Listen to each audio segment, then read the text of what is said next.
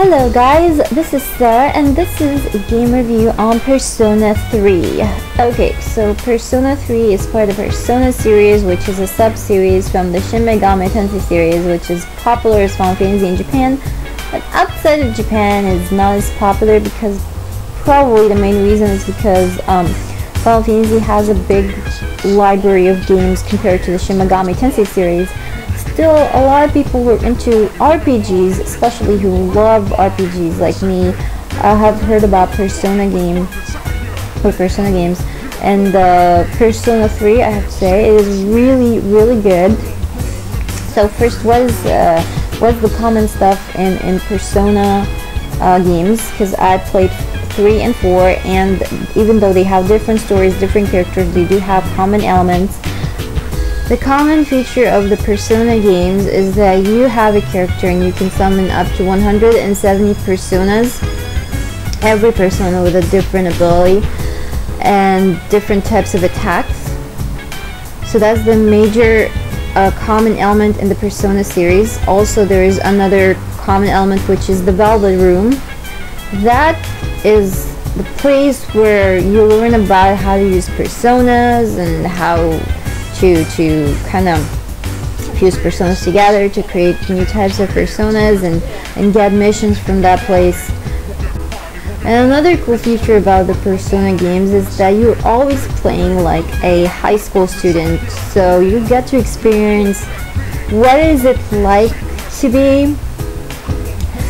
be a Japanese student and living in somewhere in Japan, you know, and going to school and meeting with friends and dating and so on. So it is kind of an experience that I guess you can only experience if you're playing the Persona series. So Persona is an RPG, but what makes it stand out from other RPG games, and especially 3? Well, first of all, as an RPG, it should have a story, and the main story is really good. It's the type of story that will surprise you in every bit along the way. But that's not all. Part of Persona 3 is the life, or the simulated life inside the game. As I said, you're a high school student, and you're living your life as a Japanese high schooler. So you go out on dates, you meet friends, you do all types of activities. You get to live your life as a Japanese student for a change. But still, the most important part of the Persona 3 games is that you take the decision. Based on your decision, so many changes can happen, as small as how replies is replied, or when someone asks you something and based on your choice the reply can be different, to the point where you actually can change the game's ending. So it's you who are commanding and making the change, and you're not like from a third-person viewer just watching and following. No, you're actually the main part, or a main part of the story and how it goes. Obviously, the strong point of the Persona 3 is the story and how it is told and how you get involved in it. But don't expect a lot from the graphics, because the graphics isn't the strong point of Persona 3, whether it was the PSP version or the PS2 version. The PSP version, just to give you a clue, it gives you the overworld in 2D, and you press on X and talk to a character. The picture of the character appears in front of you, just a simple 2D character. While in the Persona PS2 version, you have a 3D simulated world, not the best, okay, not the best, and you have your characters. You go and talk to one of the characters, and you have on the right side of the screen the character pops and the text kind of appears down, and you're seeing your character and seeing the other character that you are talking to. Most of the game is involved like that. You go ahead and you talk to the characters and they reply to you.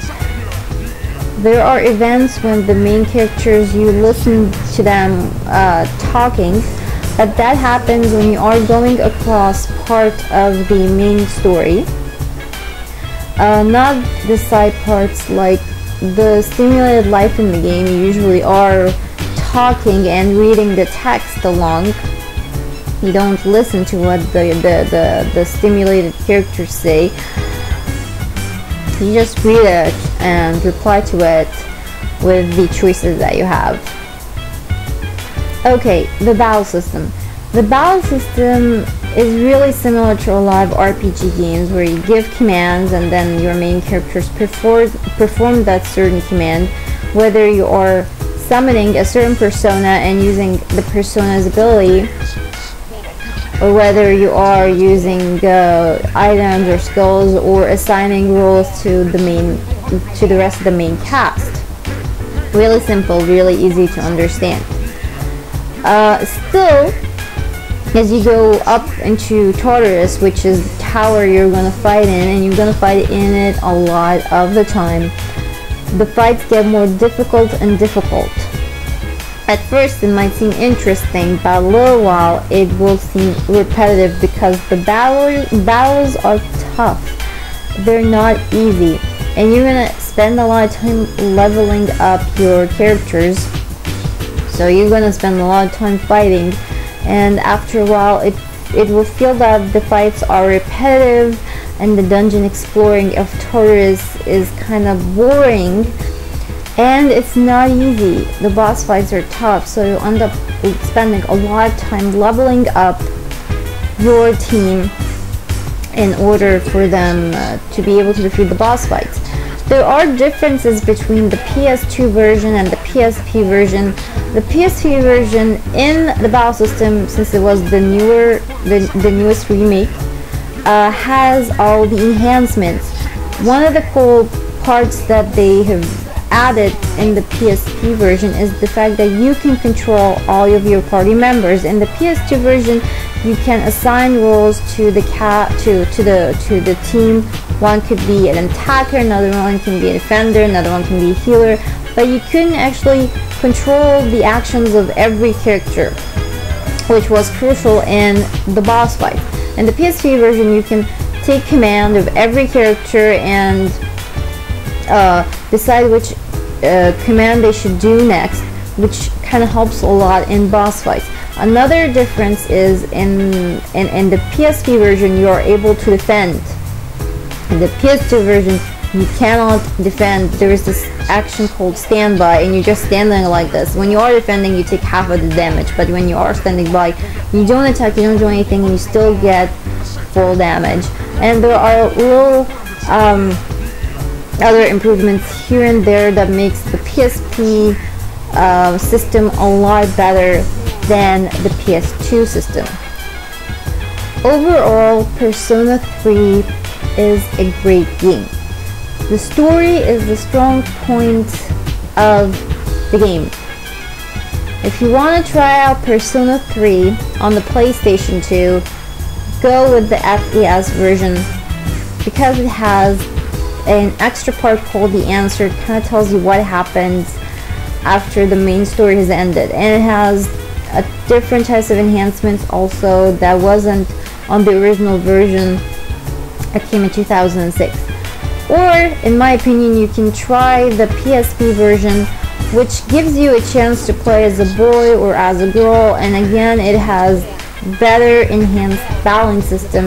It has more difficulty levels. You have 3 difficulty levels on the PS2, which is easy, normal, and hard, versus beginner, easy, normal, hard, and expert on the PSP. So you can have your fightings in whatever mode you like, and you can play as a boy or as a girl, so that's really cool too.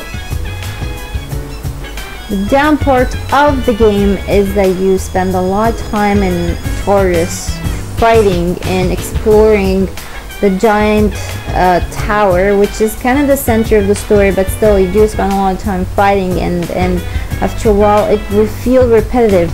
Still, if you can get over the fighting part, You will enjoy a great story that will surprise you a lot. Persona 3 is a great game and a great story. It will really make you satisfied, so try it out if you haven't tried it, and you will not regret it. That's it. I'll see you in another review, so stay tuned.